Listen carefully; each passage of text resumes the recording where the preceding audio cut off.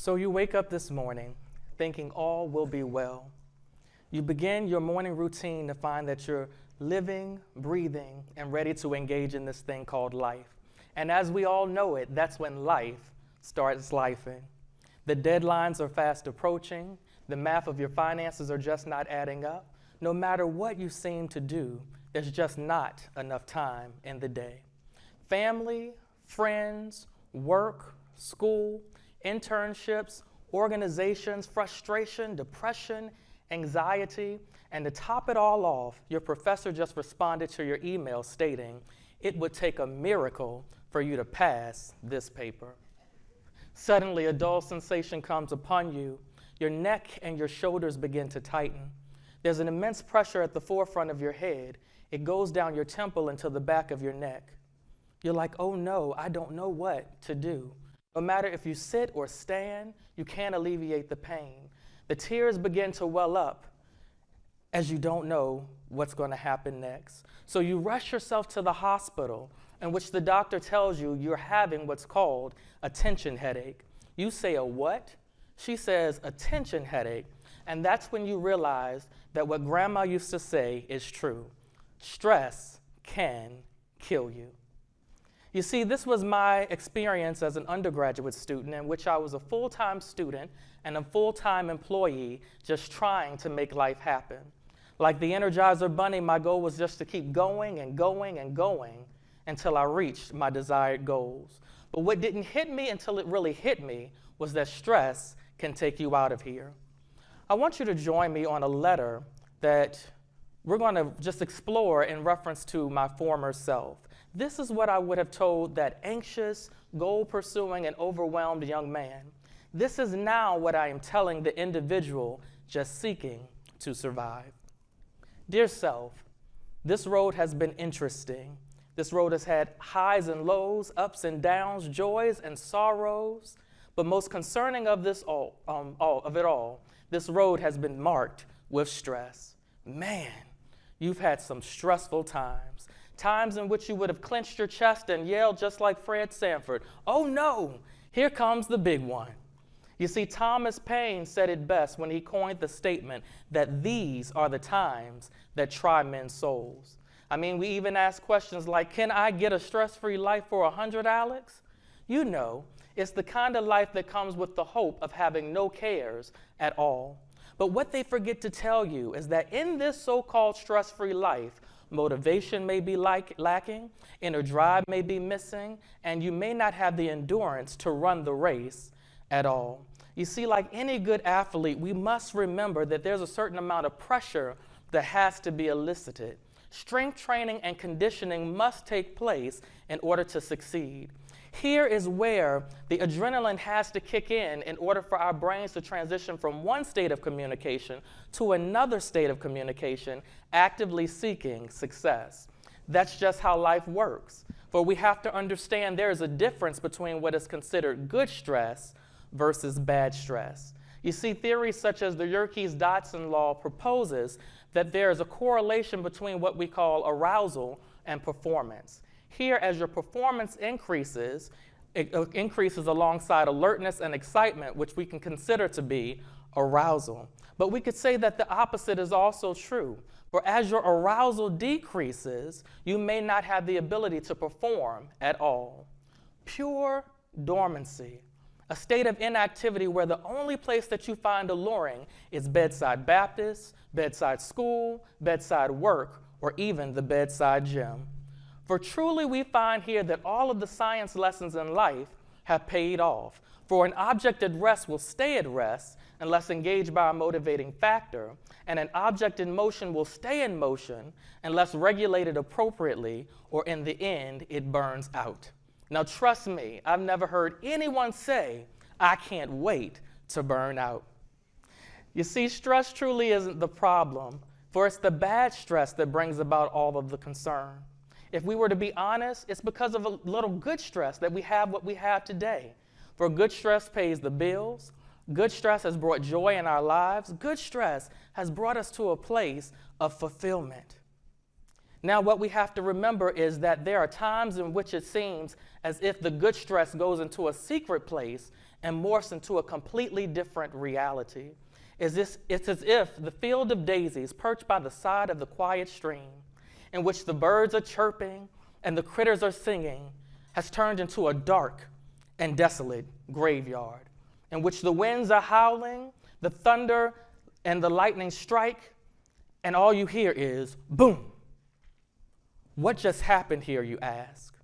Well, it's the place where your performance has succumbed to your level of arousal. The good stress has turned to bad stress, and you have officially maxed out. Hypertension, obesity, clogged arteries, anxiety, depression, addiction have all been correlated with what we consider to be chronic stress. Stress is the place where we see things like survival mode kick in. And the question becomes, what will your autonomic system do in a time like this? Will it make the Apollo 13 declaration of Houston, we have a problem? Will your brain kick into overdrive and just say, run, Forrest, run? Or will your legs lock up where the only thing that you can hear is, don't move a muscle?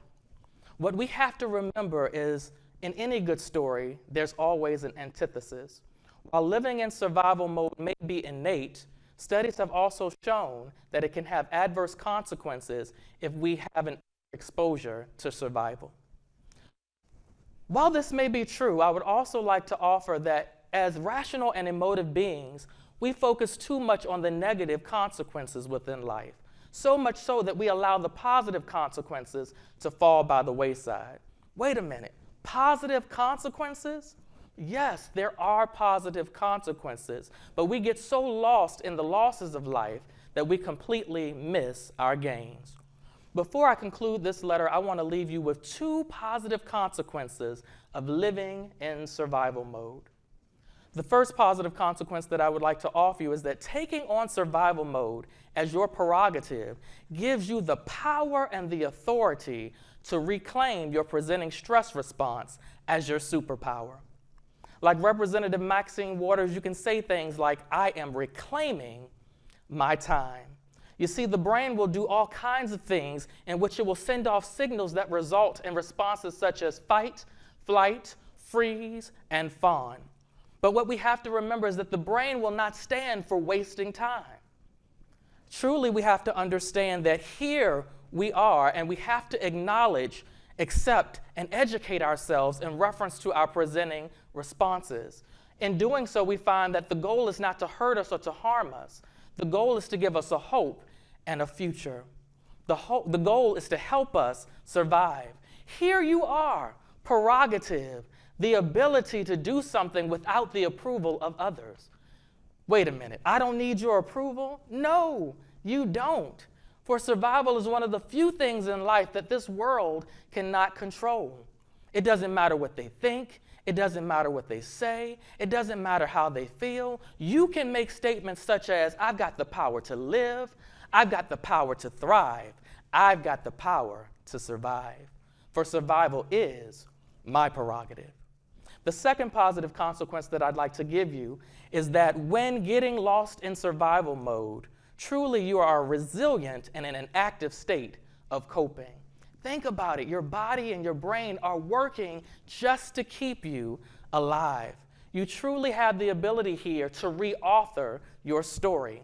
You become the author, the days of your life become the paper, and your body becomes the pen. You get the chance to re-narrate all of your past history. And what you find here is that what used to be a negative in your life turns into what's a positive. I know they said you wouldn't make it.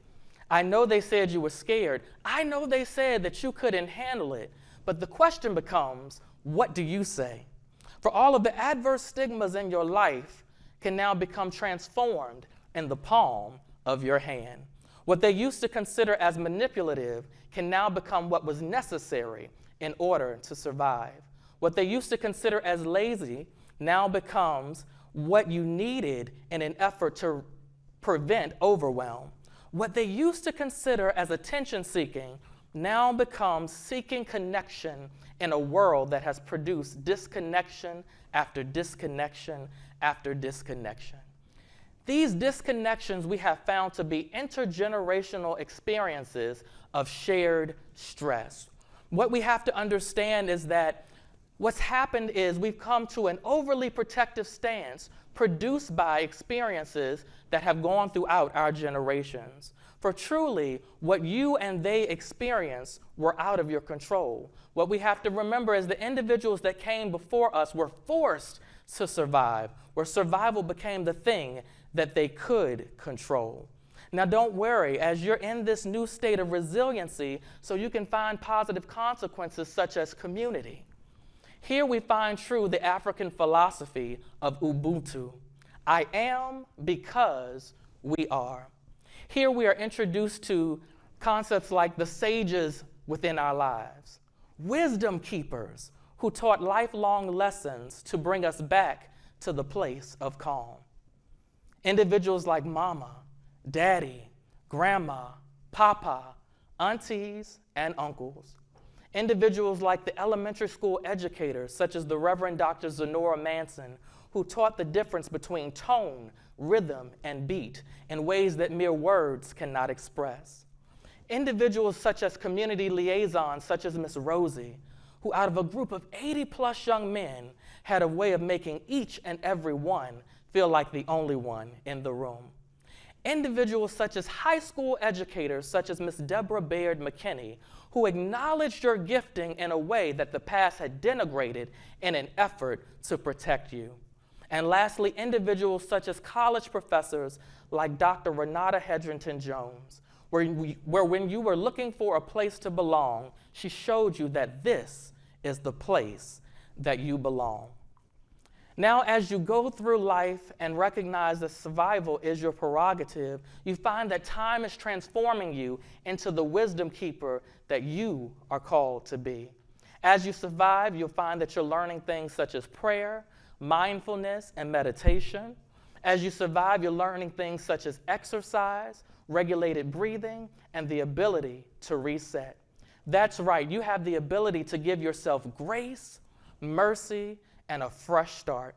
So as you push the reset button, you can acknowledge the power that you have in your life. You can say things such as, I have the power to survive, for my mind, my body, and my spirit are working for me. I am a positive part of my history. My story is shaped from the inside of me. Now I can see that survival is a positive power within me.